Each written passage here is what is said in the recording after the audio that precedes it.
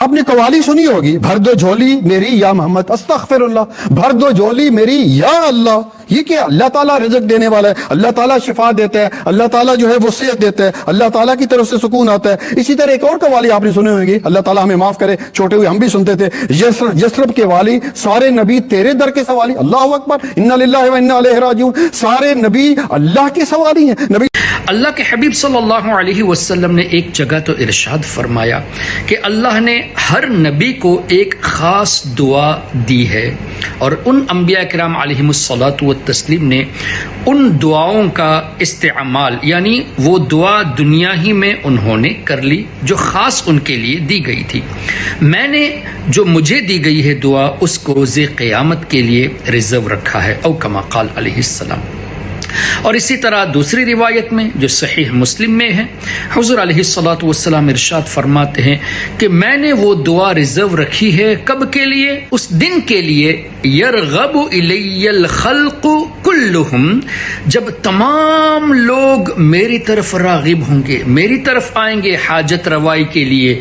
اس پر حضور علیہ الصلوۃ والسلام نے اختتام نہیں فرمایا، بلکہ فرماتے ہیں یرغب الی الخلق کلہم حتی ابراہیم علیہ الصلوۃ والسلام، تمام لوگ میری طرف آئیں گے اپنی حاجتوں کے لیے، حتیٰ کہ سیدنا ابراہیم خلیل اللہ علیہ الصلوۃ والسلام، جبکہ ابراہیم علیہ الصلوۃ والسلام اللہ کے خلیل ہیں، تمام انبیاء اللہ کے نبی ہیں، تو ان کے درجات تو بلند ہیں ہی، اللہ ان کے درجات مزید بلند فرمائے گا حضور علیہ الصلوۃ والسلام کی شفاعت کے ذریعے۔ اب حضور علیہ الصلوۃ والسلام کی شفاعت کے انبیاء کرام بھی طالب ہیں، تو یہ کہنا کہ سارے نبی تیرے در کے سوالی، اس میں شرکیہ کون سا لفظ کہہ دیا گیا ہے؟ یہ تو عین قرآن اور احادیث کی روشنی میں ہے۔ پھر ہمارے آقا صلی اللہ علیہ وسلم نے ارشاد فرمایا واللہ یعطی انما انا قاسم، اللہ دیتا ہے میں ہی تقسیم کرنے والا ہوں، وخازن کا لفظ بھی ہے، میں ہی خزانچی ہوں، میں ہی ٹریشرر ہوں، اور مزید فرمایا اللہ نے میرے ہاتھوں میں زمین کے تمام خزانوں کی چابیاں دے دی ہے۔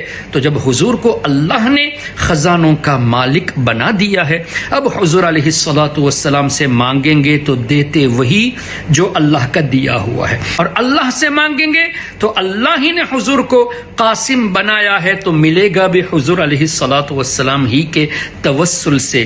اور یہ بات صرف ہمارے علماء نے نہیں، بلکہ ابن تیمیہ کے شاگرد ابن القیم الجوزیہ نے بھی اپنی کتاب زاد المعاد میں اس طرح لکھا کہ دنیا میں اور آخرت میں حضور علیہ الصلوۃ والسلام کے کسی بھی امتی کو جو کچھ بھی اللہ دیتا ہے وہ حضور کے ہاتھوں سے عطا فرماتا ہے۔ یہ ابن القیم جوزیہ نے اپنی کتاب زاد المعاد میں لکھا ہے۔ اب ان لوگوں کا اس طرح کہنا کہ بھر دو جھولی یا رسول اللہ میری جھولی کو بھر دیجئے، ایسا کہنا شرک ہے، یا سارے نبی تیرے در کے سوالی، یہ کہنا شرک ہے۔ اس کا مطلب انہوں نے نہ قرآن پڑھا ہے نہ حدیث پڑھی ہے، اور حضور علیہ الصلوۃ والسلام پر الزام بھی لگا رہے ہیں۔ کیوں؟ جب حضور نے فرما دیا کہ اللہ نے مجھے بانٹنے والا بنایا ہے تو یہ تسلیم نہیں کرتے، پھر حضور کو تسلیم نہ کرنا یہ اللہ کی بات کا بھی انکار کرنا ہوا۔ کیوں؟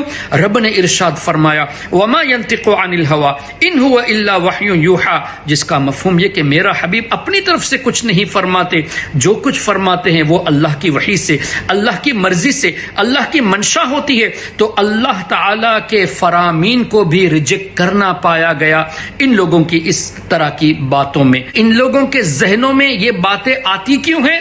اس کی ایک وجہ سمجھ میں یہ آتی ہے کہ یہ اپنے کو قیاس کرتے ہیں نبی پاک صلی اللہ علیہ وسلم کی ذات سے، کہ ہم اس طرح نہیں کر سکتے تو حضور کیسے کر سکتے ہیں؟ ہم بھی انسان، اور نبی پاک صلی اللہ علیہ وسلم کو اللہ نے دنیا میں لباس بشری میں مبعوث فرمایا، ہم بھی کھاتے ہیں وہ بھی کھاتے تھے، ہم بھی کام کرتے ہیں وہ بھی کام کرتے ہیں، تو جو کام ہم سے نہ ہو پائے وہ نبی سے کیسے ہو پائے گا؟ اس طرح کے قیاس کرنے کی وجہ سے یہ گمراہیت کی طرف گئے ہیں، جبکہ صحابہ کرام रिदवानुल्लाह अलैहिम अजमाइन, जिनकी मिसाल दुनिया में नहीं मिलती, उन लोगों ने भी हुजूर अलैहिस्सलातु वस्सलाम ही से अपनी हाजत को मांगा है। क्यों?